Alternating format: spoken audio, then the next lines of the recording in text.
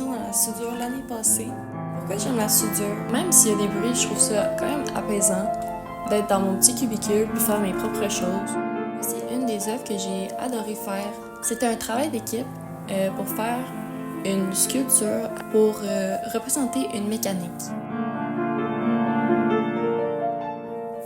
Avant de commencer un projet, je trouve souvent des artistes pour m'inspirer. Xavier Veillant, qui est un sculpteur qui fait des sculptures d'assez grosses dimensions, ce que j'aime beaucoup.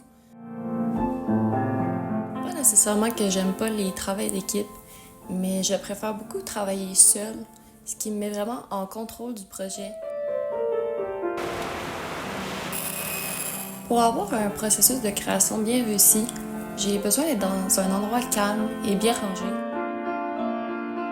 Pour créer mon œuvre synthèse de programme, j'ai dû avoir beaucoup de réflexion, autant pour trouver l'emplacement de chaque triangle, de savoir quel angle les sabler pour qu'ils puissent s'assembler avec la colle.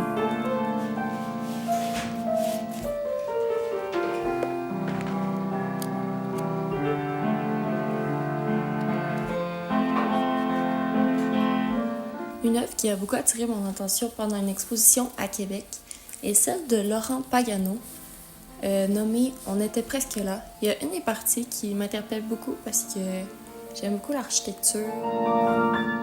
Durant la première année de mon DEC, j'ai fait ma première peinture à l'huile. C'est aussi grâce à cette toile-là que j'ai décidé de faire une partie de mon épreuve synthèse à la peinture à l'huile.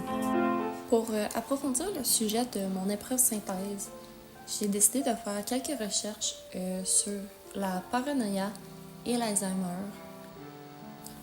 J'ai trouvé plusieurs statistiques sur ce sujet qui viennent quand même me chercher parce qu'on n'y pense pas souvent, mais c'est des maladies qui sont assez courantes puis qu'on a beaucoup de chances d'avoir quand on va vieillir.